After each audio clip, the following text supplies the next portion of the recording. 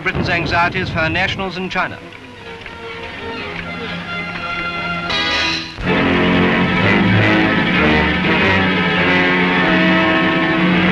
News from the east is still war news.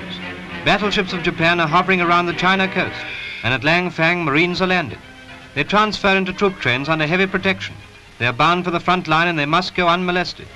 It is the old story of protecting national interests and looking for threats, sometimes imaginary, which kindles the war flame.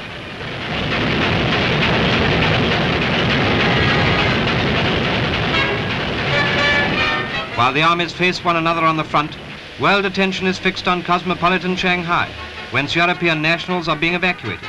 Britain, France, and America would guarantee Japanese interests there if both China and Japan withdrew their troops. But the Mikado seems to prefer to protect his own interests, and so the men still pour in, and the guns.